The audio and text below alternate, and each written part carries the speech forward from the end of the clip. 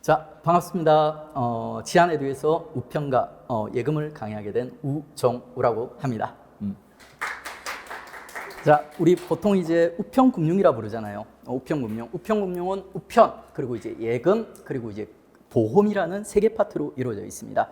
이게 원래 22년도 이전까지만 해도 하나의 과목이었어요. 우편금융에서 20문제가 나왔어요. 근데 2022년도, 22년도부터 해서 우편과 있죠. 예금, 보험이 분리돼가지고 각각 20문제, 20문제, 40문제씩 출제가 됐고요. 그리고 이제 올해 시험 마지막이고 2023년도부터는 이게 각각 다 분리돼서 20문제, 20문제, 20문제씩 출제가 됐고요. 그러면 이제 계리직 시험은 이제 판도가 바뀌게 돼요. 이전 시험, 초기 시험은 커밀이 주인공이었어요. 커밀에서 가장 성적이 뽑기 어렵기 때문에 이제 커밀을 갖다가 잘해야지 합격할 수 있는, 그리고 한국사가 서포트해주고, 우금은 그러니까 시험 문제도 쉽게 나오고 해서 뭐 어느 정도만 받쳐주면 이제 합격하는 이런 서포트 과목이었는데, 두 과목으로 나뉘면서 일단 얘가 이제 주인공이 됐고요. 그리고 내년에 이제 세 과목으로 나뉘면 이제 얘만 잘하면 이제 합격할 수 있는 시대가 열리게 되는 거예요. 얘들이 이제 주인공이 되는 거예요.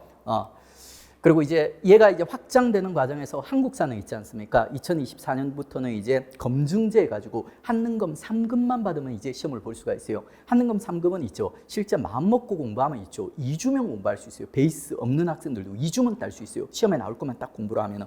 그만큼 이제 만만한 거예요. 이제 그냥 엑스트라가 된 거예요. 엑스트라. 한국사는. 그 다음에 커밀도 마찬가지요. 커밀도 원래 18문제였지 않습니까? 근데 가장 까다로운 자료 구조라든지 C 언어 같은 거, 프로그래밍 언어가 빠지면서 있지 않습니까? 이제 13문제로 줄어들고 있죠. 13문제로 줄어들면서 문제도 좀 쉬워질 거예요. 동시에 있지 않습니까?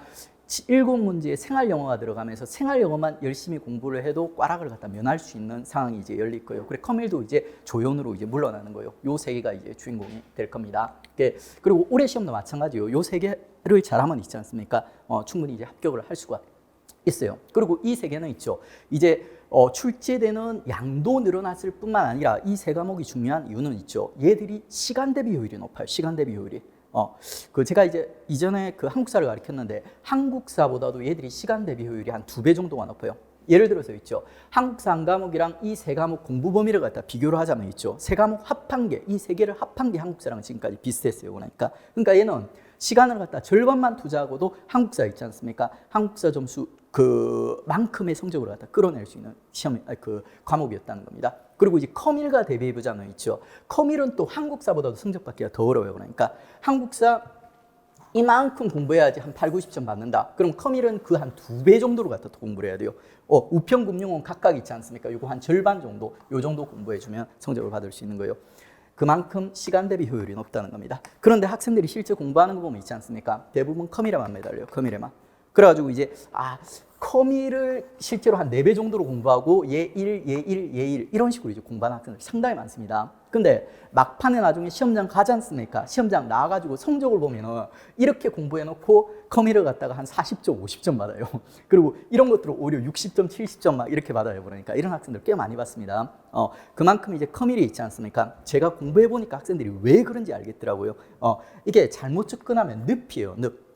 늪에. 그리고 열심히 한다고 또 성적이 나오는 과목도 아니야. 그러니까 저 같은 경우는 이제 이번에 커밀을 갖다 준비하면서 있지 않습니까? 저도 이번에 시험을 치거든요. 커밀을 준비하면서 명과락 전략, 그러니까 명과락이라고 해서 40점 맞추는 건 아니에요. 시험 문제가 어렵게 나올 수도 있지 않습니까? 한 60점에서 한 65점 요 정도 수준으로 이제 준비할 예정입니다. 그러니까 그래가지고 커밀에서 시간을 갖다 단기간에 여러분이 전체적인 성적을 끌어내고 합격을 하려면 커밀에서 너무 많은 시간을 갖다 낭비하지 마세요. 그러니까 얘들이 훨씬 더 시간 대비 효율을, 얘들이 가장 빠르고, 그 다음에 한국사는 공부하는 만큼 성적이 나와요. 얘보다는 분량이 많지만.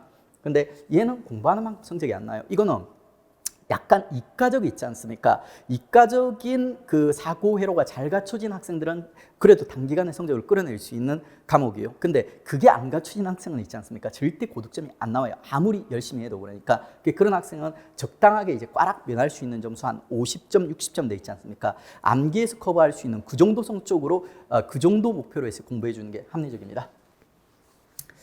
자, 그러면 이제 전체 과목에 대해서 이제 제가 한번 어떻게 이제 접근해야 될지 얘기를 했고요. 그 중에서 이제 우리 오늘 이제 시작할 강의는 이제 우편입니다. 우편. 자, 제가 이제 예금도 그렇고 이제 우편도 그렇고 있지 않습니까? 타이틀을 지었어요. 우편 타이틀이 바로 우편은 우리 편입니다. 남편이 아니라 우리 편이에요. 그러니까 우리 편. 지금까지 우편은 있지 않습니까? 우편 공부해 보신 분들 여러분 편이에요? 남의 편이에요? 남의 편이었어요. 되게 읽기도 어렵고 공부하기도 어렵고 막 헷갈리고 이런 과목이었어요. 근데 이제 요거를 갖다 이제 제가 좀 여러분의 편으로 이제 만들어 드릴 겁니다. 제가 이제 우편이랑 예금을 갖다 이제 강의를 하기 전에 이제 준비를 했어요. 준비를 하고 이제 우편 예금은 합격권 정도 수준 혹은 합격권 중에 상위권 수준까지 지금 있죠. 실제 시험 문제를 풀더라도 풀 수 있을 정도까지 수준으로 갖다 올려놨어요. 근데 이제 그 수준으로 갖다 끌어올리는 과정에서 있죠. 우편과 이제 예금에 대해서 이제 제가 좀 느낀 게 많죠. 그러니까 그 느낀 것 중에 첫 번째 우편에 대해서는 있지 않습니까? 우편은 체계가 없다는 거예요. 체계가 안 잡혀 있다는 거예요. 이 우편에 있지 않습니까? 우본에서 나온 자료 있죠. 그 자료를 보면은 이게 한 사람이 만든 자료가 아니에요. 한 사람이 만든 자료가 아니라 수십 년 동안 여러 사람이 만든 거예요. 이 사람이 이 파트 만들고 이 사람이 이 파트 만들고 그리고 부족한 거 이 부분 보충하고 하면서 여러 사람이 이렇게 막 주먹구구식으로 만들어가지고 대충 뭉쳐놓은 게 우편이에요. 그래서 전체적인 있지 않습니까? 과목의 체계가 안 잡혀 있어요. 그래가지고 같은 단어를 갖다 여기서는 뭐 A라고 썼다, 여기에서는 B라고 썼다가 있지 않습니까? 같은 대상을 막 그런 것들이 막 우리를 갖다 혼란스럽게 하는 거예요. 전체적으로 내용 자체도 여기 있어야 될 게 여기 들어가 있고 있지 않습니까? 막 반복되기도 하고 들어가야 될 게 이렇게 빠져 있고 하고 있지 않습니까? 그러니까 이게 이제 우편이에요. 체계가 안 잡혀 있어서 우리한테 이제 어려운 과목이 우편이에요. 근데 안타깝게도 우리한테 그 우편의 체계를 잡아줄 분이 없어요. 우편이라는 전공 과목이 있어요, 없어요? 교수님 있어요, 없어요? 없어요. 그러니까 그냥 직원들이 대충 만든 거예요. 그러다 보니까 체계가 안 잡히는 겁니다. 그래서 저는 있죠, 이 우편을 갖다가 여러분한테 이제 가르칠 때 제가 체계를 잡아 드릴 거예요. 이 체계가 완벽하진 않아요. 근데 제가 그 수험생으로 있죠, 상당히 이제 효율적인 체계를 갖다 잡아 드릴 거예요. 제가 이제 수험생 수준으로 치면 거의 상위 한 0.1% 이 정도는 될 거예요. 그러니까 제가 이제 9급 합격할 때는 진주시에서 그 50명 중에 1등으로 합격했고요. 7급도 상당한 수준으로 합격을 했어요. 그리고 이제 그 이후에도 계속 수험계에 발을 담았죠. 그러니까 그러면 이제 수험생계에서는 상당히 이제 수준이 높은 편이에요. 그 제가 있지 않습니까? 제 눈에 보이는 시험에 적합한 있지 않습니까? 체계를 갖다 잡아드릴 거예요. 그러면 이제 그 체계를 따라서 오시면은 좀 더 효율적으로 있지 않습니까? 여러분이 이제 우편이라는 과목을 접근할 수 있을 거예요. 그리고 예금은 있지 않습니까? 예금은 제가 우편 공부하다가 예금 공부하면서 한박 웃음을 지으면서 예금 공부를 했어요. 그러니까 왜 그러냐면 우편이랑 너무 비교가 되는 거예요.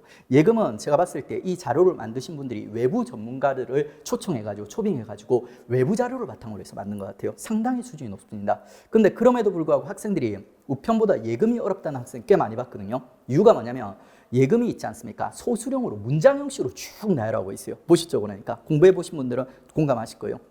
그리고 이제 이 예금이란 게 있지 않습니까? 이 예금이란 게 학생들이 어렵다고 하는 이유가 뭐냐면 이게 기본적으로 경제학 그리고 그다음에 법학 지식 그리고 금융과 관련된 지식이 있죠. 세 가지 지식이 결합돼 가지고 이 과목이 탄생돼 있더라고요. 그러다 보니까 이제 이런 학문적 베이스들이 하나도 없는 여러분들 있지 않습니까? 여러분한테는 어려울 수밖에 없어요. 근데 저 같은 경우는 7급 공부할 때 경제학을 일정 수준까지 이제 공부를 했었고요. 그다음에 이제 행정법이라든지 헌법도 일정 수준까지 공부한 경험이 있어서 저한테는 크게 어렵게 느껴지지 않았고 있죠. 제가 봤을 때는 그 책에 숨어 있는 어떤 체계라든지 이런 것들이 눈에 보이더라고요. 그러니까 우편은 제가 체계를 만들어 드릴 거예요. 없으니까 체계가. 근데 예금은 이미 있지 않습니까? 여러분 눈에는 안 보일지 몰라도 예쁜 체계가 갖춰져 있는 과목이에요. 그러니까 그 숨어 있는 체계를 갖다 여러분한테 소개시켜 드리면서 여러분의 공부를 갖다 돕도록 하겠습니다.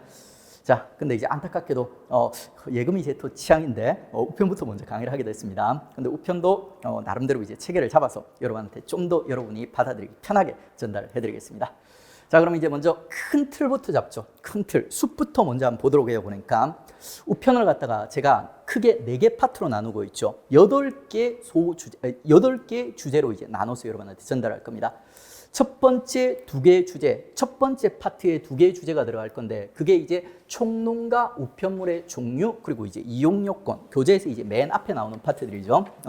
요게 거의 총론격이에요. 요 2개 파트가. 어떤 학문을 우리가 이제 공부하려고 하면 있죠. 대부분 앞에 보면 총론 이런 게 들어가 있어요. 그러니까 그 과목의 이제 기본적인 성질이라든지 그 과목을 공부함에 있어서 가장 필요로 하는 기초가 되는 지식들이 있지 않습니까? 이런 것들이 이제 총론에서 이제 다뤄지는 거예요. 요 총론 파트와 이장인 우편물의 종류, 이용 요건이 있죠. 요게 이제 거의 총론격에 해당을 하는 겁니다.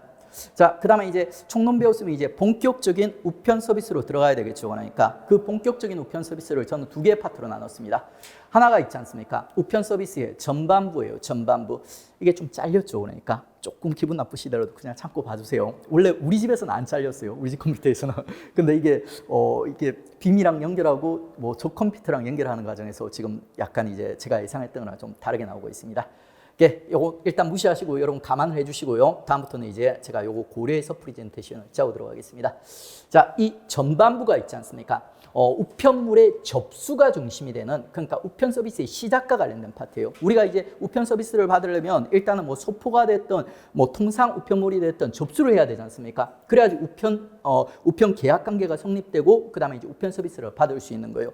그래 이제 우편 서비스의 전반부가 접수를 중심으로 한 우편 서비스의 시작과 관련된 내용이에요. 그리고 이제 이 파트에 우리가 추가적으로 하나 더 다룰 내용이 뭐냐면 우편물을 갖다 접수할 때 우리가 그냥 생으로 있지 않습니까? 통상이라든지 소포로 우편물을 보낼 때도 있지만 이 통상이나 소포 우편물에 있죠. 여러 가지 부가 취급 서비스들을 갖다 같이 있지 않습니까? 부가해가지고 추가 비용을 부담을 하고 있지 않습니까? 우편물을 보내는 경우가 되게 많아요. 그게 바로 이제 부가 서비스예요. 부가 서비스. 이 부가 서비스들이 되게 다양한 부가 서비스들이 있고 있죠. 요것들이 또 아주 중요하게 시험에 잘 출제가 되고 있습니다. 우편물 접수와 그리고 우편물 접수 시 우리가 어떤 부가 서비스들을 갖다 부과할 수 있으며 어떻게 이제 처리를 하는지 그것과 관련된 내용. 요게 이제 우편물의 접수와 관련된 우편 서비스의 전반부예요. 그다음에 이제 우편 서비스 이제 후반부로 들어가야 되겠죠. 후반부는 뭐냐면 자, 우편물을 접수를 해가지고 있지 않습니까? 우편물을 보냈어. 근데 보내고 나서 뭔가 문제가 생긴 거예요. 보시면 변경. 우편물을 보냈는데 주소나 성명을 잘못 적어서 보낸 거예요. 이런 경우, 이제 우체국에 요청을 해서 주소 성명을 고쳐달라고 하는 거예요. 혹은 있지 않습니까? 잘못 보냈어. 딴 사람한테 보냈어. A라는 사람한테 보내야 되는데 B한테 보냈어. 혹은 보낼 이유가 없어졌어. 그러니까 보내면 안 되는 거야. 그러면 이제 가고 있는 우편물을 갖다가 이거 돌려주세요. 반환해주세요 하는 요구들이 가능하거든요. 요런 것들. 변경, 반환, 청구권 요런 것들. 그 다음에 또 우편물을 보냈는데 있지 않습니까? 이게 우편물이 망실, 잊어버리거나 있지 않습니까? 훼손되는 경우가 있겠죠. 그러니까 그런 경우에 손해배상이라든지 손실배상 같은 걸 또 받을 수 있어요. 이게 우편 서비스의 이제 후반부 파트는 있지 않습니까? 후반부 파트는 우편물을 보내고 나서 뭔가 사건이 생긴 거예요. 사유가 생겨가지고 이거를 갖다 이제 바로잡기 위한 요런 이제 시도들. 그게 이제 우편 서비스 이제 후반부를 갖다 차지하는 두 개의 주제입니다. 자, 그러면 이제 전체적인 우편 서비스의 이제 전반부, 후반부가 이렇게 구성이 되어 있고요. 그 다음에 이제 특수 주제로서 있죠. 되게 중요한 두 가지 주제가 더 있습니다. 요거를 갖다 이제 또 맨 마지막에 이제 다룰 거예요. 하나가 이제 요금 관련이에요. 요금 관련. 우편물은 원래 이제 우리가 우편물을 갖다 접수할 때 비용을 내게 돼 있거든요. 이게 원칙이에요. 근데 이게 아니라 있지 않습니까? 별납이라든지 훈납 혹은 수취임 부담해가지고 좀 특이하게 요금을 갖다 부과하는 여러 가지 방법들이 있어요. 선납라벨도 어떻게 보면 같은 동류라고 볼 수 있어요. 이런 내용들이 책에 보면 막 흩어져 있어. 난잡하게. 그러니까 그걸 갖다 이제 쫙 모아가지고 있지 않습니까? 요금 관련해서 정리를 할 겁니다. 자, 그 다음에 이제 또 하나 있죠. 아주 중요하지만 있죠. 중요한 주제로서 우편 물류라는 주제가 있어요. 우편물을 우리가 접수해가지고 어떤 과정을 거쳐서 수취인한테 전달되는가 하는 있지 않습니까? 그 과정, 시스템을 이해해야지 실제로 우리가 이런 내용들을 제대로 받아들일 수가 있어요. 제대로. 어떻게 보면 이제 배경지식이라고 볼 수 있어요. 이 배경지식을 왜 책 맨 뒤에 정리해놨는지 모르겠어요. 실제로 이제 앞의 내용을 갖다 이해를 하려면 우편물류와 관련된 기본적인 이해가 필요하거든요. 그래서 이제 오늘 강의에서 있죠. 우편물류와 관련된 기본적인 시스템은 소개를 갖다 시켜드릴 겁니다. 그러니까 그걸 알아야지 뒤에 내용들을 갖다가 우리가 이제 자연스럽게 이렇게 이해를 할 수 있는 내용들이 꽤 있거든요. 이렇게 해서 이제 총 4개 파트, 8개 장으로 제가 이제 구별해서 여러분에게 이제 우편을 갖다 이제 소개를 해 드릴 겁니다. 자, 그러면 이제 우편이라는 있지 않습니까? 과목의 이제 큰 숲에 대해서 이제 제가 약간은 재구성을 해서 제 학생을 이제 소개를 시켜드렸어요. 그 다음에 이제 이런 것들은 솔직히 시험에 안 나오죠. 그러니까 이제 드디어 이제 시험에 실제 나오는 내용들 한번 들어가 보도록 하겠습니다. 자, 먼저 이제 총론 들어갑니다. 총론. 기본 지식이죠. 이 과목을 갖다 우리가 이해하기 위해서 이 과목의 성격을 갖다 이해하기 위한 기본 지식들을 갖다 총론에 다루는 거예요. 자, 그 총론 중에 이제 첫 번째 주제가 자, 제가 이제 오늘 프린트들을 많이 나눠드렸죠. 그 프린트 중에 있죠. 2022년에 있지 않습니까? 우본에서 나온 있죠. 자료예요, 자료예요. 곧 2023년 자료가 나올 겁니다. 그러니까 그 자료가 나오기 전까지는 이 자료를 기반으로 공부를 할 거예요. 그 다음에 2023년 나오면 그거를 갖다 있죠. 책으로 만들어가지고 여러분한테 드릴 겁니다. 그러니까 이 책을 보고 학생들이 이거 너무 마음에 안 든다 이렇게 얘기하거든요. 이게 잘 이해가 안 되는 거예요. 체계가 안 잡혀서. 근데 이제 제가 강의를 통해서 얘들을 갖다 이제 여러분이 친근하게 받아들일 수 있도록 쉽게 받아들일 수 있도록 정리를 해드릴 거고요. 그 다음에 이제 조그만 그 수첩 형태라고 해야 되나? 스프링 제본해가지고 있지 않습니까? 여러분 좀 보시기 편하게 조그만 소책자 형태로 요약집이라든지 이런 게 이제 다시 추가로 나올 거예요. 그러니까 근데 이게 만들어지는 데는 시간이 좀 걸릴 거기 때문에 있죠. 앞으로 강의할 때마다 제가 중간중간에 이 자료를 갖다 나눠 드릴 거고 강의가 끝나면 책자 형태로 완성돼서 여러분한테 제공이 될 겁니다. 일단은 이제 요 우본에서 나오는 자료 있지 않습니까? 어떻게 보면 이게 교과서예요, 우리한테는. 이거를 갖다 중심으로 강의를 갖다 할 겁니다. 자, 거기서 이제 1페이지 보면은 총론 나와 있죠. 그리고 그 총론의 1절의 1이 우편의 의의가 되는 겁니다. 자, 우편의 의의에 보면 있지 않습니까? 우편을 갖다가 두 가지로 정의할 수 있다고 되어 있어요. 좁은 의미의 우편, 그리고 넓은 의미의 우편. 자, 먼저 이제 좁은 의미의 우편부터 살펴보겠습니다. 자, 우정사업본부 줄 거 주세요. 앞으로 우본이라 부르겠습니다. 우본. 과기부 아래, 과학기술통신부 아래 있죠. 우정사업을 갖다가 실질적으로 주도하는 있죠. 기관이 바로 우정사업본부예요. 여러분이 합격하면 우본 소속에 있지 않습니까? 공무원이 되는 겁니다. 이게 이제 이 우본이 책임지고 있지 않습니까? 자, 괄호를 해주세요. 서신 등의 의사를 전달하는 문서나 통화 요까지 묶어주세요. 자, 그리고 그 위에 통상우편물이라고 적어주세요. 통상우편물.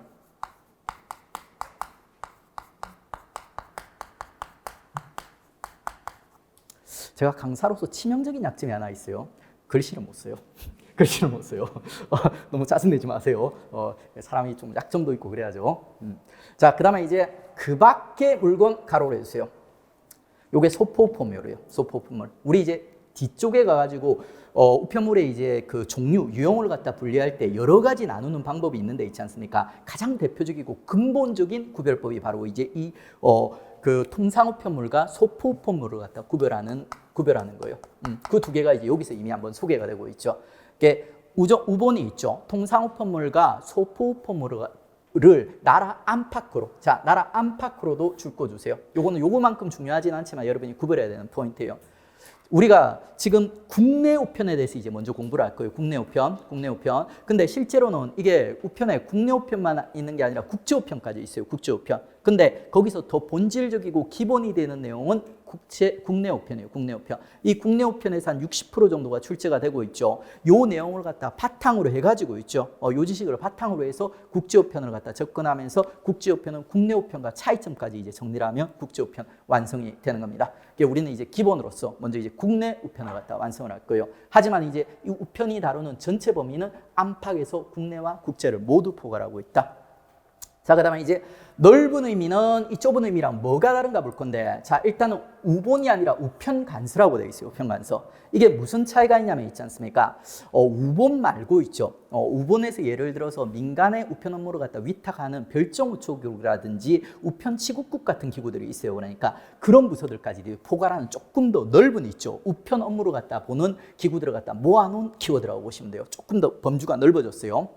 그 다음에 뭐 문서나 물품을 전달하거나 요 내용은 뭐 앞에 내용이랑 거의 같다고 보시면 돼요. 여기서 이제 차이점은 뭐냐면 이거예요. 이에 덧붙여 제공하는 업무. 요게 차이점이에요. 이에 덧붙여 제공하는 업무. 예를 들어서 있지 않습니까?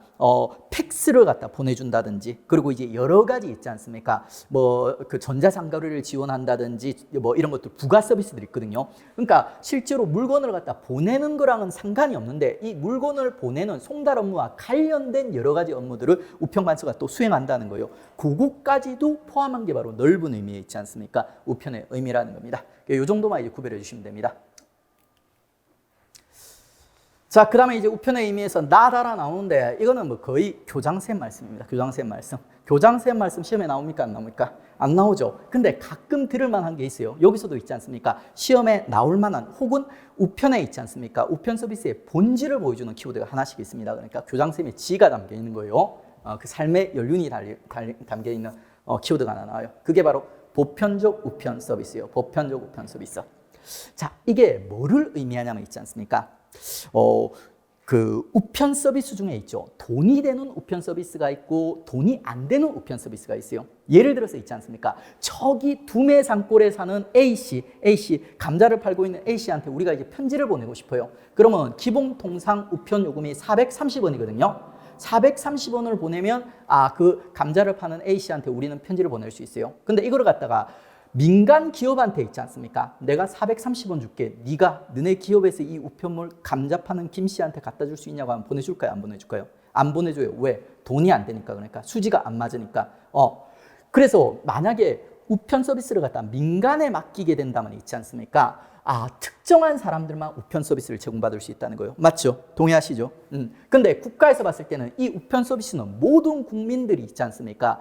다 누릴 수 있는 국민들의 권리라고 생각을 했던 거예요. 그래서 이 우편 서비스는 국가에서 직접 관할하면서 있지 않습니까? 모든 사람한테 우편 서비스를 갖다 제공을 해야 된다. 그게 바로 이제 보편적 우편 서비스의 의미입니다. 그리고 이런 보편적 우편 서비스는 있죠. 우리나라에서만 그런 게 아니라 다른 나라에서도 전부 이렇게 생각하고 있다는 거예요. 그래서 이제 이 보편적 우편 서비스를 갖다 이제 제공해야 한다고 법령으로 규정하고 있다. 법령을 법률이랑 법이랑 막 구별하는데 우리가 민법 배우고 있어요. 아니죠. 그러니까 구별할 필요 없어요. 그냥 법률의 일종이다. 이렇게 보시면 돼요. 법의 일종이다. 이렇게 보시면 돼요. 원래 이제 법 안에 법률, 헌법 있고 법률 있고 그다음에 명령 있고 그 규칙 있고 여러 가지가 있어요. 그러니까 명령과 이제 법률을 갖다 합한 건데 있지 않습니까? 그런 거 몰라도 돼요. 그냥 법률의 일종이다. 이렇게 보시면 돼요. 자, 그 다음에 이제 답은 보시면 있죠. 이거는 이제 우체국의 그 자부심을 보여주는 거죠. 완전 교장선생님 말씀이요. 그냥 중요하다 이런 거예요. 그러니까 이런 거 외우지 마세요.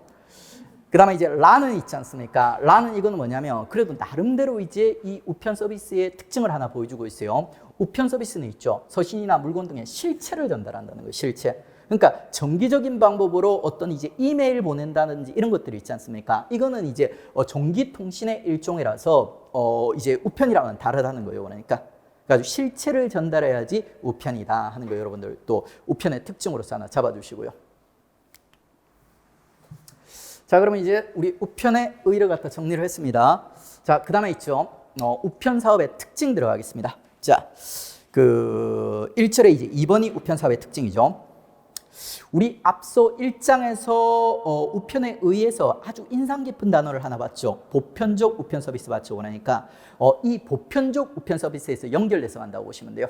우편 서비스는 있죠. 국가에서 이제 우편 서비스는 보편적으로 모든 국민에게 제공해야 되는 의무라고 생각을 했기 때문에 국가에서 직접 이 우편 서비스를 갖다 제공을 하게 되거든요. 그렇기 때문에 있죠. 요 우체국은 있지 않습니까? 이런 성격을 가지게 되는 거예요. 정부 기업이라는 성격을 가지게 돼요. 정부 기업. 여러분들 한국사 공부해 보신 분들 있지 않습니까? 단군 왕검이라는 키워드 알고 계시죠? 단군 왕검. 단군이란 단어는 제사장이라는 의미를 가지고 있고 왕검이란 단어는 정치적 지배자의 의미를 가지고 있다는 거 알고 계시죠? 이 정부 기업이 그거랑 비슷한 맥락이에요. 비슷한 맥락. 요 정부라는 단어가 들어간 이유는 있지 않습니까? 보편적 우편 서비스를 제공해야 되는 우체국의 바로 그 공적 성격을 갖다 표현하기 위해서 정부라는 단어를 썼고요. 그 다음에 이제 기업이라는 단어를 갖다 쓴 이유는 있죠. 우체국이 제공하는 기본적으로 물건을 갖다 배송하고 송달하는 서비스는 택배회사라든지 이런 회사에서 충분히 원래는 할 수 있는 업무예요. 그러니까 민간에서도 충분히 할 수 있는 업무야. 그러니까 실제로 민간 업무랑 비슷해요. 그리고 이런 이제 민간의 기업에서 있지 않습니까? 기업의 성격과 비슷한 면을 갖다 우편 서비스, 우편 사업이 동시에 가지고 있기 때문에 기업이 가지고 있는 그 성격, 그 다음에 공적인 성격을 합해 가지고 있죠. 우체국, 우편 사업을 갖다가 이제 정부 기업에서 이제 수행하게 된 겁니다. 정부 기업 예사법 이딴 거 외울 필요 없죠. 그러니까 똑같지 않습니까? 똑같아요. 그러니까. 그리고 이제 그 다음 이제 요 정부기업 이후에 서술되는 문장들은 뭐냐면 바로 이제 이 정부라는 단어와 관련된 특징들을 갖다 보여주는 거예요. 우편 사업은 있지 않습니까? 정부, 바로 공적인 성격을 가지고 있기 때문에 국가에 의해서 주도되고 국가에 의해서 통제되고 국가에 의해서 보호받는 모습들, 특징들이 등장하는 거예요. 그 특징들을 살펴보면 일단은 구성원이 국가 공무원이에요. 여러분 합격하면 국가 공무원 되는 거죠. 그 다음에 자, 사업 전반을 법령으로 정하고, 이거는 제약이죠. 그러니까 아주 중요한 우편 서비스이기 때문에 요거 법령으로 정해가지고 있지 않습니까? 함부로 사람들이 이제 침해할 수 없도록 이렇게 이제 보호를 하는 거예요. 그렇기 때문에 이제 경영상의 제약이 많을 수밖에 없죠. 뭐 이상한 법령 같은 거 만들어가지고 이거 하면 안 돼, 이건 해야 돼, 막 이렇게 하니까. 근데 대신 또 이 공적인 성격을 가지고 있기 때문에 보호해주는 측면도 있어요. 적자가 났을 때 다른 회계에서 지원을 받을 수 있다. 실제로 우본이 국가로부터 있죠. 이렇게 도움을 받을까요? 아니면 도움을 줄까요? 실질적으로는 도움을 많이 줍니다. 그러니까 우편 파트에서는 항상 적자가 나요. 그러니까 보편적 우편 서비스 때문에. 근데 그 예금이랑 그 보험이 있지 않습니까? 이쪽에서 흑자가 나가지고 전체적으로 흑자라서 대부분은 남는 돈을 갖다 국가에 지원해주는 이런 경우들이 더 많다고 합니다. 그러니까 이런 이제 공적인 성격과 관련된 내용, 정부라는 키워드랑 관련된 특징들이 각 밑줄에 이제 서술이 되어 있는 거예요. 그 다음에 뭐 정부기업 이딴 건 외우지 마세요. 그러니까 이걸 왜 쓰면서 외웁니까? 연필이 아까워요. 자, 그 다음에 이제 가에서 정부, 바로 공적 성격과 관련된 키워드들을 정리했죠. 특징들을 정리했죠. 그럼 그 다음에 뭐 정리해야 될까요, 우리? 뭐 정리해야 될 것 같아요? 기업과 관련된 키워드, 사기업과 유사한 측면들, 그런 특징들을 갖다 정리를 해야 되는 거예요. 그래서 이제 우편 사업의 회계 제도는 경영 합리화와 사업 운영의 효율성, 이거는 사기업에서도 딱 통용되는 키워드죠. 그러니까 이거를 갖다 확립하기 위해서 줄 긋지 마세요. 안 중요해요. 예산을 신축적으로 운영하기 위해서 여기에 줄 끌어주세요. 특별회계, 독립재산제, 이게 거의 비슷한 의미예요. 그러니까 이 특별회계가 뭐냐면 있지 않습니까? 원래 정부에 속한 있지 않습니까? 여러 가지 기관들은 일반회계를 써요. 일반회계. 근데 뭐 우리가 일반회계를 굳이 알아야 되는 건 아닌데 특별회계를 이해하기 위해서 있죠. 일반회계를 갖다 비교를 했어요. 일반회계와 특별회계를 여러분한테 쉽게 설명을 해드리겠습니다. 자, 정부가 있지 않습니까? 엄마예요. 그 다음에 대부분 국가기관들은 있지 않습니까? 이 엄마한테 빌부터 사는 애기들이에요. 얘들이 일반회계를 쓰거든요. 이 일반회계는 뭐냐면 있죠. 엄마한테 돈이 부족하면 용돈을 받았어요. 그리고 돈이 남으면 엄마한테 또 뺏겨요. 이게 일반회계예요. 엄마한테서 아직 독립하지 못한 애기들의 회계라고 보시면 돼요. 그런데 이제 이 특별회계는 뭐냐면 있지 않습니까? 이제 애가 좀 커가지고 이제 독립을 한 거야. 알바를 해가지고 있죠. 지가 돈을 벌어가지고 지가 쓰는 거예요. 돈이 남으면 뭐 투자를 한다든지 뭐 자기 사고 싶은 거 사고, 돈이 부족하면 또 이제 또 부족한 대로 이제 굶으면서 아껴 쓰면서 이렇게 지내는 이제 독립한 회계, 이게 바로 이제 특별회계라고 보시면 돼요. 근데 특별회계가 기본적으로는 이렇게 독립이 되어 있는데 실질적으로 보면 있지 않습니까? 남는 돈을 갖다 국가에 좀 뺏기기도 하고, 또 이제 돈이 부족하면 이렇게 국가로부터 받아서 쓰기도 합니다. 그러니까 국가기관이라서. 근데 이제 단어 정의로 보면 특별회계, 독립재산제가 기본적으로 이런 개념이에요. 이런 개념. 그 다음에 그 다음 줄은 이제 가와 나를 갖다 정리해 준 거예요. 우리가 이제 공적인 측면과 그 다음에 기업성 측면을 갖다 각각 배웠죠. 그 내용을 갖다 잘 좋아해야 된다, 이런 거예요. 이거 줄 긋지 마세요. 너무 당연하죠. 그러니까 윤리교과서에 나오는 교장쌤 말씀, 이런 것들은 줄 긋지 말고 특별하게 그 다음에 이제 독립재산제는 이해하고 그냥 받아들이시면 되는 거예요. 자, 그 다음에 이제 답원에 나오면 막 콜린 클라크, 뭔가 좀 어려워지죠. 그러니까 이 쓰신 분이 뭔가 좀 잘난 척을 하고 싶었나 봐요. 이런 거 안 써도 되는데, 우편을 이해하는데 이딴 거 없어도 되거든요. 그러니까 근데 적어줬으니까 우리가 암기를 해주겠습니다. 콜린은 그냥 버릴게요. 클라크란 인물이 산업을 갖다가 있지 않습니까? 어떤 역사의 과정에 따라서 있죠. 1차, 2차, 3차로 구별했는데 1차는 자연물에서 어떤 생산품을 갖다 얻어내는 거예요. 그러니까 농사 같은 거, 이런 것들. 그 다음에 2차는 있지 않습니까? 자연에서 얻어낸 광물이라든지 이런 걸 가공을 해가지고 있지 않습니까? 어떤 생산물을 만들어내는 거예요. 근데 이딴 게 시험에 안 나와요. 머릿속에 지우세요. 우리한테 중요한 건 이제 3차 산업인데, 왜냐하면 우편이 3차 산업에 속하기 때문입니다. 3차 산업은 기본적으로 서비스 산업이에요. 서비스 산업. 근데 우편은 있죠. 요 3차 산업 중에서도 노동 집약적인 성격이 강한 3차 산업이에요. 요것만 잡아주시면 돼요.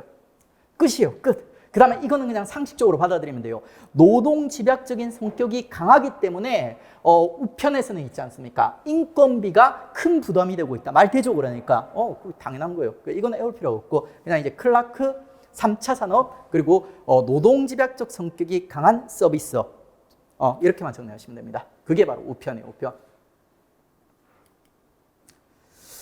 자, 그 다음에 이제 관련된 문제를 풀어볼 건데, 안타깝게도 이 파트에 기출이 없어요. 그러니까. 근데 기출 나올 수도 있어요. 그냥 거저 먹으라고 주는데 거저 먹으라고 주는 것도 못 먹는 학생이 있어요. 그러니까. 그래서 제가 아주 친절하게 했지 않습니까? 예상 문제를 갖다 만들어줬습니다. 제가 문제를 갖다 그래도 제가 여러분보다 기출 문제를 얼마나 많이 풀었을까요? 공부를 아예 안 한 사람이랑은 비교를 못 할 거고, 공부를 꽤 한 학생, 합격권에 도달한 학생들이랑 문제를 푼 문제 수를 비교하자면, 제가 생각했을 때, 이제 공부를 많이 하는 학생들이랑 비교했을 때 아마 100배에서 한 1000배 정도가 차이 날 거예요. 그 정도로 제가 문제를 많이 풀었을 거예요. 제가 기본적으로 한국사 문제를 갖다가 있지 않습니까? 1년에 한 700문제가 나와요. 그거 기본적으로 다 분석해야 돼요. 그러니까. 그리고 예전에 공부할 때 제가 7과목 거의 10회도, 20회도 할 때 문제를 얼마나 많이 풀었겠습니까?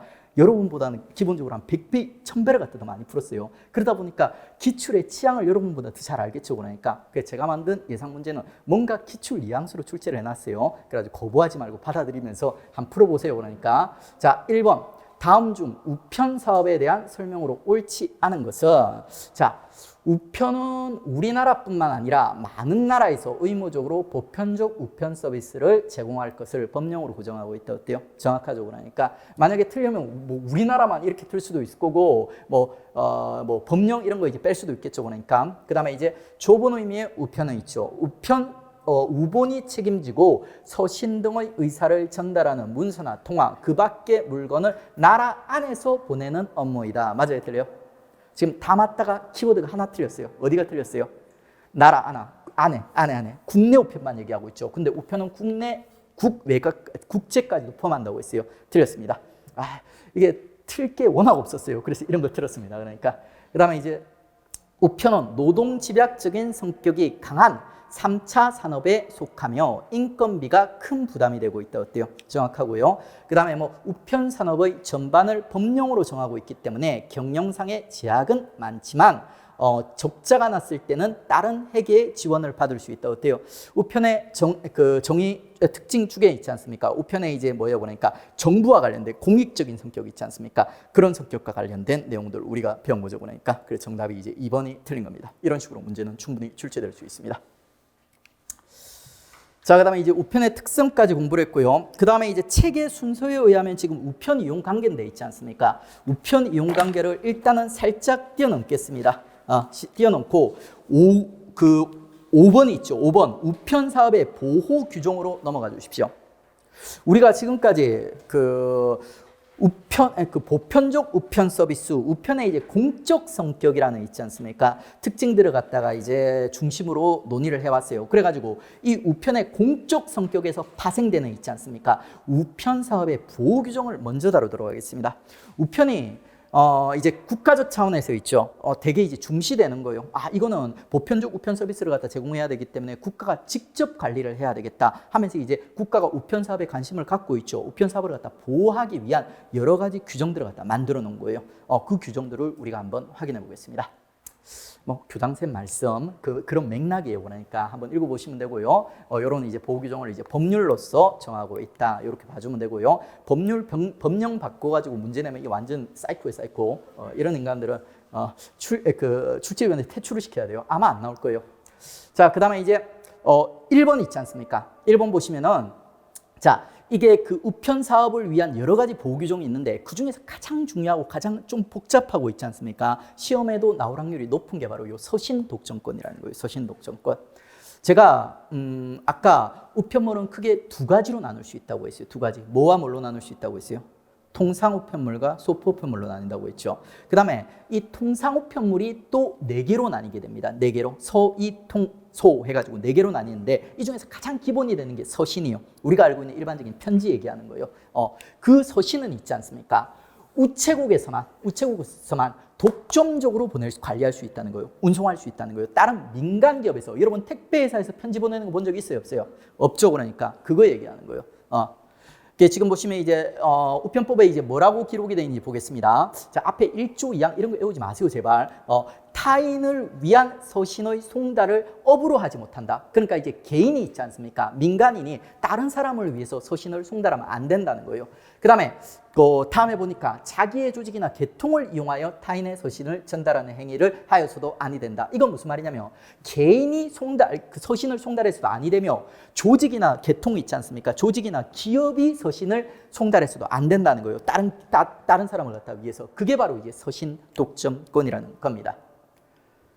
자, 그러면 이제 서신이 뭔지 우리 정확하게 한번 정의를 해볼게요. 뭐 크게 중요한 건 아닌데 쉽게 얘기하면 서신이라 하면 의사전달을 위하여 특정인이나 특정 주소로 송부를 하는 거예요. 우리 편지 보낼 때 특정인 특정 주소로 편지를 갖다 보내줘 그러니까 그 편지 얘기하는 거예요. 그 다음에 이제 문자, 기호, 부호 또는 그림 등으로 문자를 넣는 건 알겠는데 편지에 문자 한글로 쓰지 않습니까? 근데 편지에 보통 기호, 부호 이런 거 넣어요, 여러분? 넣습니다. 여러분 연애할 때 하트 뿅뿅 이런 거 그려 넣지 않습니까? 그러니까 이것도 서신이라는 거예요. 그러니까 가지고 이제 요런 이제 편지 얘기하는 거예요. 편지에 유형의 문서 또는 이제 전단을 얘기한다. 그러니까 거의 편지라고 보시면 돼요. 편지.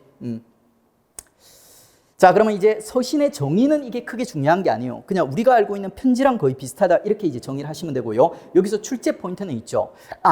의사전달을 목적으로 해요. 의사를 전달하는 데 있지 않습니까? 이게 서신 독점권에 해당하지 않는 서신의 예외로서 민간 기업에서도 보낼 수 있는 애들이 있는 거야. 서신이랑 비슷한데 서신 독점권에 해당하지 않는 있지 않습니까? 예외들이 있어요. 얘들이 시험에 나오는 거예요. 얘들이.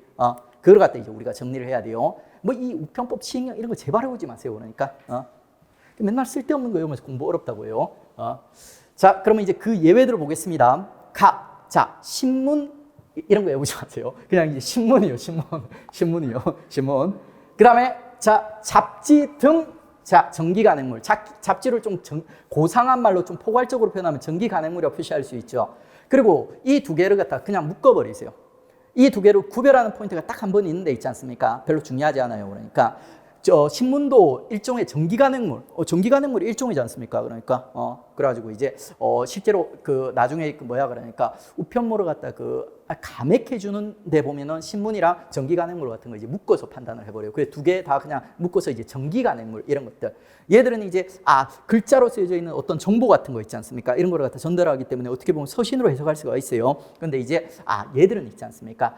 특별히 요런 법들에 따라서 있지 않습니까? 요 이제 그 서신 독점권의 예외로서 있죠. 민간 기업에서도 보낼 수 있도록 한 거예요. 여러분은 요즘은 신문 받아본 사람 별로 없죠. 근데 예전에 이제 신문 같은 거 보면은 신문을 배달하는 배달 이런 소 같은 게 있어요. 그러니까 거기서 이제 어린애들 있지 않습니까? 제 친구들도 막 신문 배달하고 이런 애들이 있어요. 그러니까 젊은 분들, 이런 분들이 새벽에 일어나가지고 신문을 갖다 배달하고 그래요. 저도 한 달인가 해본 것 같아요. 그러니까 걔들이 우체국 아니죠. 그러니까 근데 이제 이렇게 신문을 배달할 수 있는 거예요. 이게 바로 서신 독점권이에요. 서신 독점권. 원래는 서신 독점권에 해당을 하면은 민간에서 못 보내거든요. 근데 그 예외이기 때문에 보낼 수 있는 거야. 전기 간행물이나 신문.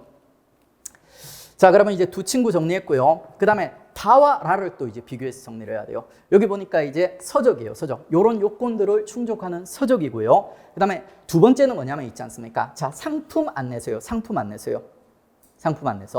근데 이 상품 안내서가 지금 보세요. 책자 형태로 만들어져 있는 상품 안내서요. 그래서 둘이 또 뭔가 이제 유사한 거예요. 책자 형태로 만들어져 있는 상품 안내서, 그 다음에 서적.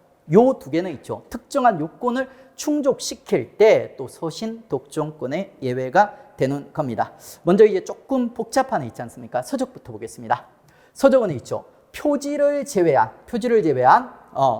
이 표지를 제외한이 좀 의미가 있는 이유가 뭐냐면 뒤쪽에 있죠. 요 상품 안내서가 보면 표지를 포함해서 이제 16페이지. 얘들은 있지 않습니까? 표지를 제외하고 40페이지이기 때문에 두 개를 우리 구별해서 정리할 필요가 있어요. 그리고 구별하는 포인트, 암기 팁을 제가 알려드릴 겁니다. 일단은 따라오세요. 그게 이제 48쪽 이상에 있죠. 책자 형태. 서적이니까 당연히 책자 형태라 해야죠. 그 다음에 서적은 당연히 인쇄되고 제본되어야 되겠죠. 그러니까 당연한 얘기예요. 하지만 이제 한번 눈여겨봐 주시고요. 그러니까 정상적인 책자 형태로 나와야 된다는 거예요. 그 다음에 또 발행인, 출판소, 인쇄소의 명칭들. 명칭 중 하나가 들어가야 돼요. 다 들어갈 필요 없어요. 세 개 중에 하나만 있으면 돼요. 그리고 이게 만약에 오답으로 튼다면 있죠. 제가 이런 거 별로 안 좋아하는데 그래도 저자 X 이렇게 표시해 주세요. 저자 X. 저자가 들어가면 학생들이 낚일 확률이 높아요. 보통은 이제 제가 이제 오답 키워드를 갖다 넣을 때 있지 않습니까? 원칙이 다른 비슷한 대상이 있을 때 그걸 갖다 교차해서 오답을 만들거든요. 근데 이거는 저자 같은 거 들어가면 학생들이 상당히 많이 낚일 것 같아서 그냥 하나 표현해 주세요. 그러니까 발행인, 출판사, 인쇄소 해가지고 있지 않습니까? 책이 이제 정상적인 과정을 거쳐서 출판됐음을 보여주는 이런 증거들이요. 요 중에 이제 하나가 필요하다는 거예요. 저자는 아닙니다. 그다음에 이제 쪽수가 표시돼요. 뭐 책들 다 쪽수 표시되어 있지 않습니까? 쪽수가 표시돼요. 자, 요런 조건들 갖다 있죠. 여러분 하나가 아니라 모두 충족해야지 서적들은 서신 독점권에 예외가 돼요. 그래서 민간에서 보낼 수가 있는 겁니다. 자, 그 다음에 이제 상품 안내서는 있지 않습니까? 상품 안내서니까 뻔해요. 상품에 대한 정보예요. 가격, 기능, 특성 이런 거 외우지 마세요, 제발. 그냥 상품에 대한 내용들을 갖다가 이제 그 인쇄안이 있지 않습니까? 16페이지 이상의 표지를 포함한 있죠. 책자 형태. 서적보다는 요건이 좀 작아요, 그러니까. 근데 이게 실제로 공부하다 보면 두 개가 막 헷갈려요. 특히 헷갈리는 게 뭐냐면 있죠. 이 페이지 헷갈리죠. 그 다음에 표지를 포함한다, 포함하지 않는다 헷갈리죠, 그러니까. 자, 이거를 갖다 암기하는 팁을 알려드리겠습니다. 여러분, 상품 안내서가 두꺼울까요? 서적이 두꺼울까요? 우리 상식적으로 상품 안내서가 두꺼워요? 서적이 두껍죠. 그래서 얘는 48, 얘는 16이에요. 요 수치는 있죠. 16 곱하기 3 해보세요. 1 곱하기 3은 1 곱하기 3? 3이죠. 6 곱하기 3? 18이죠. 그러니까. 그래가지고 두 개 합하면 곱하기 3 하면 48이 나옵니다. 혹시 이거를 갖다가 이제 46인가 43인가 헷갈릴 때가 43인가? 그러면 이제 16에 곱하기 3을 하면 나온다. 이렇게 이제 기억을 하시고 있죠. 그 다음에 지금 보세요. 얘는 표지를 포함하지 않죠. 얘는 표지를 포함해서 16페이지죠. 그러니까 요거 구별하는 팁 알려드리겠습니다. 이거는 서적, 요건 상품 안내서요. 자, 서적은 있죠. 4차에 보면 지금 이런 표시가 있어요. 이런 표시가 나와요. 자, 이런 표시 나오죠. 그러니까 이거를 여러분은 X로 해석을 하세요. X로 해석을 하세요. X. 4자를 X로 해석을 하세요. 표지가 포함 안 되어 있다. 안 되어 있다. 그 다음에 이제 이건 포함됐으니까 이건 포함 안 된다. 이렇게 하셔도 되고 있지 않습니까? 아니면 이제 뭐 이렇게 암기하셔도 돼요. 상품 안내서에 동그라미들이 들어가죠. 서적에 동그라미 있어요, 없어요? 없죠? 동그라미가 들어가니까 이렇게 동그라미, 서적은 동그라미를 쳐서 표지를 포함한다. 이렇게 구별해 주시면 잊어버리지 않습니다. 제가 기억력이 정말 나쁘거든요. 근데 이런 암기 과목들을 갖다 제가 보면 일정 수준까지 성적이 나오거든요. 그 이유가 이제 이런 그 필요할 때 이런 팁들을 갖다 사용을 하는 거예요. 제가 몇 번 사용해 봤는데 이거 만들고 나서는 헷갈리고 틀린 적이 없어요. 자, 요 정도 구별하시면 이제 서적과 그 친구인 상품 안내서 있지 않습니까? 두 개 구별하실 수 있겠죠. 요거 이제 바꿔가지고 이제 오답으로 출제되는 경우는 이미 있었고 앞으로도 또 반복해서 출제될 수 있습니다. 그리고 나머지 마바사 이거를 갖다가 학생들 막 달달달 외우는 학생들이 있어요. 이런 학생들은 솔직히 합격하기 힘들거나 한 5년을 공부하셔야 돼요. 5년은 좀 너무했나? 한 3년으로 공부하셔야 돼요. 그러니까 그렇게 하지 마세요. 그러니까 아까 중요한 포인트는 있지 않습니까? 그 상품 안내서와 서적을 갖다 구별하는 거예요. 요게 이제 출제하기 좋은 포인트고 나머지는 그냥 상식선에서 이해를 하시면 돼요. 이해를 하세요. 이해를 시켜드리겠습니다. 자, 화물에 첨부하여 봉하지 아니한 첨부 서류 또는 송장. 봉하지 아니한다는 말은 봉투에 담지 않았다는 거예요. 그러니까 우리 예를 들어서 있죠. 제가 최근에 이제 의자를 하나 샀어요. 인터넷에 주문을 했어요. 그러면 이제 의자 주문하면 이제 택배사에서 의자를 갖다 배달을 해주지 않습니까? 그리고 보통은 의자가 덩치가 크다 보니까 분해해서 이렇게 와요. 그러면 이제 그 상자를 탁 까면 있지 않습니까? 그 안에 의자를 조립하는 방법 같은 거 적혀 있는 이런 종이 같은 거 들어 있어요. 그러니까 그런 거 보낼 수 있다는 거, 그런 거 보낼 수 있다는 거예요. 그러니까 이거는 서신 독점에 예외가 돼서 얘들은 그냥 그 우편물에 포함해서 이제 보낼 수가 있다는 거예요. 그러니까 아니면은 이렇게 해야 돼요. 이게 만약에 서신 독점의 대상이 된다면 우리는 의자를 보내고 있죠. 그 다음에 의자를 조립하는 그 설명서 있지 않습니까? 그거 다시 편지 봉투에 싸가지고 우체국으로 보내야 되고 그러니까 얼마나 귀찮겠습니까? 그러니까 근데 이제 그것까지는 우체국이 요구를 안 한다는 거예요. 이런 거. 그다음에 이제 뭐 송장하면 이제 이 물건과 관련된 뭐 그 보내면서 이제 필요한 서류들이 있지 않습니까? 뭐 가격이라든지 뭐 이런 거 날짜 같은 거 적어놓은 서류들이 있어요. 이런 것도 이제 그 우편물 안에 포함해서 이제 보낼 수가 있는 거예요. 그다음에 외국과 주고받는 국제 서류 있지 않습니까? 우리 서신 독점권은 국내에서만 영향력이 있어요. 국내에서만 영향력이 있어요. 그렇기 때문에 국제 서류 같은 거 이런 것들이 있지 않습니까? 국제적으로 이제 주고받는 이런 서류에 대해서는 서신 독점권을 행사할 권한이 없어요. 우리 국가가 그러니까. 그래서 이제 요거는 또 당연히 배제가 되는 거예요. 그다음에 이제 국내에서 회사 그리고 이제 이 회사 안에는 있지 않습니까? 공공기관도 포함이 됩니다. 뭐 그 지자체 같은 거 있지 않습니까? 뭐 김해시청이라든지 그 의정부시청 이런 데 있지 않습니까? 이런 애들도 포함이 되는 거예요.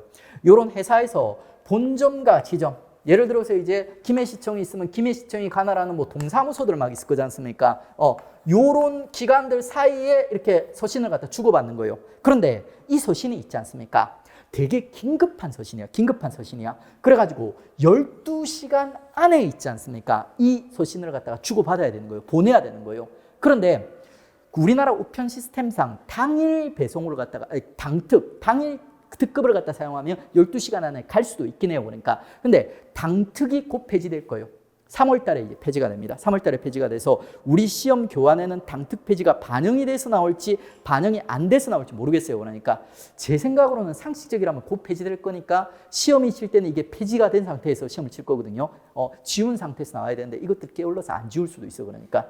그래서 일단은 이제 얘들이 이제 고려를 하더라도 있죠. 그리고 이게 당특은 모든 지역에서만 되는 게 아니라 특정한 지역에서만 당특을 갖다가 보낼 수가 있어요. 그러니까 그래가지고 이제 이 12시간을 갖다가 우편 시스템을 통해서는 12시간 안에 보내기가 어려워요. 그러니까 이런 경우에는 회사가 망할 수도 있는 긴급한 서류인 경우에는 있죠.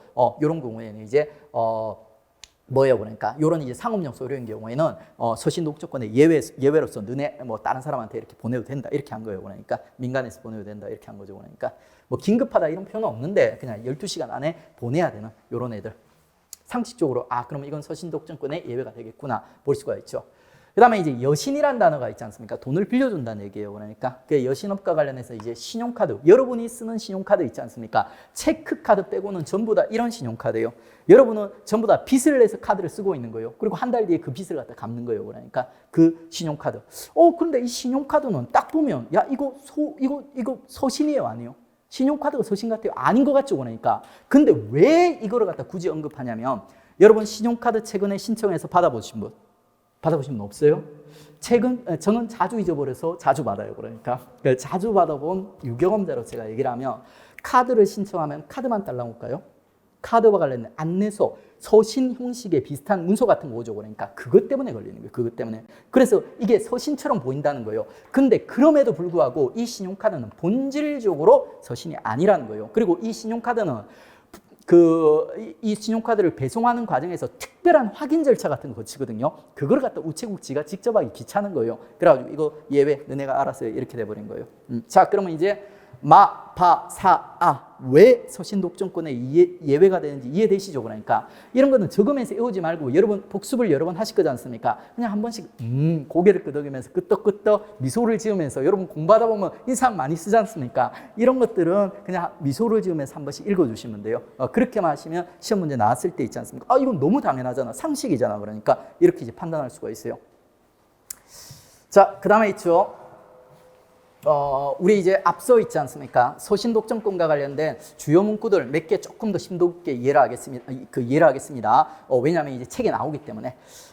이 서신 독점권과 관련해서 타인이 서신을 송달하는 행위, 그 다음에 조직이 서신을 송달하는 행위 두 행위가 나와 있거든요. 그것 중에 먼저 타인이 서신을 갖다 송달하는 경우 있지 않습니까? 여기서 타인이라 하면 있죠. 그러니까 사람이 일반인이 타인, 다른 사람, 자기가 아닌 다른 사람을 위해서 있지 않습니까? 이렇게 이제 서신을 송달하는 행위를 얘기하는 거예요. 근데 이제 그 타인에는 보면 자연인, 사람뿐만 아니라 있지 않습니까? 법인, 법적인 인격체, 법적인 단체를 위해서도 이렇게 서신을 송달해서는 안 된다는 거예요. 뭐 크게 중요한 내용은 아니에요. 그냥 이제 개인이 있지 않습니까? 타인을 위해서 이렇게 서신을 송달해서는 안 된다. 이렇게 기억을 하시면 돼요. 그 다음에 이제 업으로 하면 안 된다. 업으로 하면 안 된다. 이렇게 해놨어요. 업이라는 거는 있지 않습니까? 그러니까 직업이에요. 계속적, 반복적으로 있지 않습니까? 이 유무형의 이익을 얻기 위해서 하는, 그러니까 직업이라고 보시면 돼요. 반복해가지고 이제 돈을 갖다가, 그 돈을 벌기 위해서 이런 행위를 해서는 안 된다. 이렇게 얘기를 하고 있어요. 그다음에 조직과 관련된 내용이 나와요. 그게 비슷해요. 그러니까 조직 계통은 이제 기업 같은 걸 얘기하는 거예요. 기업 같은 애들이 이런 이제 송달 행위를 갖다 해서는 안 된다 이렇게 얘기하고 있어요. 두 개가 거의 비슷하죠. 그러니까 이건 개인이고 이건 조직이라는 거 빼고는 똑같죠. 그러니까 근데 결정적인 심화 차이가 하나 나옵니다. 요거 심화 문제에서 충분히 나올 수 있어요. 그게 뭐냐면 바로 이거예요. 그러니까 여기 자세히 보세요. 조직 또는 계통을 이용하여 타인의 서신을 송달할 경우에는 서신 송달의 정부 독점권을 침해할 가능성이 많으므로 단일의 송달을 하는 것도 금지된다. 요게 차이점이에요. 뭐와 차이점? 개인이 타인을 위해서 서신을 송달할 때와 차이점이에요. 개인은 있죠. 이거를 갖다 계속적 반복적으로 하면 안 된다고 했어요. 한 번 정도는 할 수가 있어요. 그러니까 누나가 이제 누나 남자친구한테 연애 편지를 갖다 누나가 좋아하는 이제 뭐 남자친구한테 편지를 보내달라고 했다. 동생이 한 번쯤은 보내줄 수도 있는 거예요. 누나한테 용돈을 받고 그러니까. 근데 이거를 갖다가 매주 보낸다? 그럼 신고해야 된다는 거예요. 그러니까 그런 차이예요. 조직은 있지 않습니까? 조직은 정부의 서신 독점권을 침해할 여지가 크기 때문에 얘는 단 1회 해서는 안 되는데 개인은 동생은 있지 않습니까? 한두 번 정도는 해도 된다는 거예요. 업만 아니라면.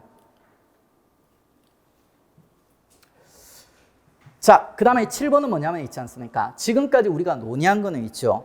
어떤 개인이라든지 조직이 있죠.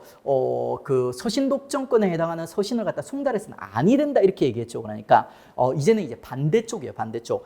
이런 기업들에게 민간에서 서신을 갖다가 전달하는 기업들이 있다면 있지 않습니까? 그거를 갖다 이용해서도 안 된다는 거예요. 이용해서도 안 된다는 거예요. 만약에 제가 있지 않습니까? 불법적으로 서신 송달하는 그 동생이라든지 업으로 삼아서 서신 송달하는 동생이 있지 않습니까? 동생한테 연애 편지를 갖다 보내달라고 했다.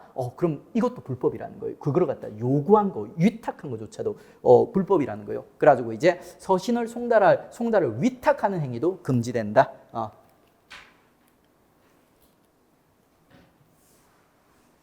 그런데 예외가 있어요. 자, 이런 예외들이 시험 문제 내기 좋아요. 예외가 원칙과 예외. 예외들이 이제 시험 내기가 좋죠. 그러니까 그 예외가 이제 어떤 예외가 있냐면은 원래는 서신은 민간에 송달하면 안 되는데 가능한 경우가 있어. 어떤 경우 가능하냐면 중량이 350g을 넘겼거나 기본 통상 요금 이게 이제 430원이에요. 그러니까 10배 하면 4,300원 되겠죠. 4,300원 될 거예요. 그거를 넘는 서신은 있지 않습니까? 야, 이거는 좀 규모가 있고 비용이 비싸기 때문에 이건 서신이 아니라 그냥 택배네, 택배. 그래가지고 이제 민간에서 있지 않습니까? 민간에 위탁해가지고 이거를 갖다 이제 보내도 된다. 이렇게 이제 생각을 하는 거예요. 여러분 350g 하면 어느 정도인지 감이 가세요? 감이 오세요? 안 오시죠? 이 가정주부님들은 돼지고기 300g, 600g 개념을 그 무게의 감이 있어요. 그러니까 근데 이제 그 전업주부 아니신 분들은 뭐 300g, 600g이 한 근일걸요. 아마 이 무게감이 없을 거예요. 그러면 이제 요 무게감을 갖다 이제 우리가 갖기 위해서 있지 않습니까? 이 무게감이 있으면 우리가 좀 기억하기가 쉽거든요. 무게감을 갖기 위해서 우리 하나의 기준을 정하죠. 그러니까 여러분 A4 용지 있지 않습니까? 한 장. 요게 무게가 얼마나 될까요? 요게 5g이요. 5g이요. 앞으로 유용하게 쓸 거예요. 이거 5g. 그러니까 A4 용지 몇 장이 한 70장 정도 대충 감오죠. 그러니까 어느 정도 무게인지. A4 용지 70장 이상이 되면 이거는 거의 택배 취급한다. 이렇게 보시면 돼요. 그리고 이제 기본 통상 요금의 그 10배 4,300원 이상이면 있죠. 야, 이거 택배네. 이거는 이제 위탁 가능하겠다. 그런데 안타깝게도 예외가 하나 더 나옵니다. 아니 이 기준 350이라든지 10배가 넘으면 있지 않습니까? 민간에 위탁할 수 있는데 절대 안 되는 애들이 있는 거야. 절대 안 되는 애들이 있어. 용량이라든지 가격과 무관하게 안 되는 애들이 있어. 그게 뭐냐면 국가기관이에요. 국가기관 그리고 지방자치단체도 결국엔 국가기관이죠. 그러니까 국가기관에서 발생하는 등기취급 서신.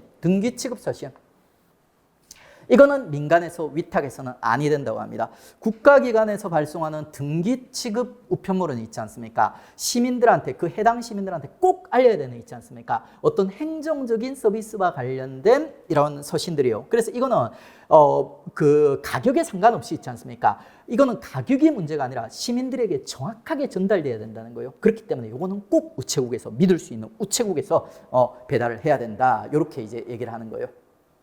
자, 그러면 이제 우리 이제 원칙, 그 민간에서는 서신 송달하면 안 된다. 근데 이제 예외가 있다. 350g 이상 그리고 10배 이상. 하지만 그 예외 이런 경우는 절대 안 된다. 국가기관이나 지방자치단체 등기서신이에요. 등기서신.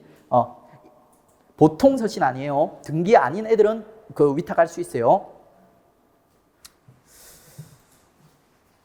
그 다음에 이제 이 위탁 있지 않습니까? 서신 송달을 갖다 맡기는 거를 이제 위탁이라고 하는데, 이 위탁이 불법이 되는 경우는 있지 않습니까? 꼭 우리가 어떤 보수를 받아야지 불법이 되는 게 아니라는 거예요. 보수를 안 받고 있지 않습니까? 서신을 갖다 그냥 공짜로 있지 않습니까? 배달해 준다고, 배송해 준다고 해도 그것도 안 된다는 거예요. 그러니까 이게 보수 반대급부의 여부와 상관없이 있죠. 상관없이 위탁하면 안 된다는 거예요. 서신 독점권에 해당하는 경우에는.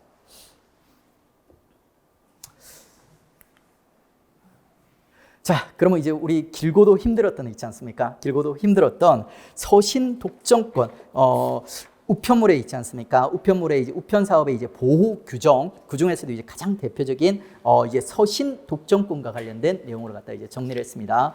그리고 이제 중간에 끊어서 조금 안타깝긴 한데 있지 않습니까? 시간이 좀 길어졌던 것 같아요. 그래서 일단 여기서 한번 끊고 있지 않습니까? 나머지 이제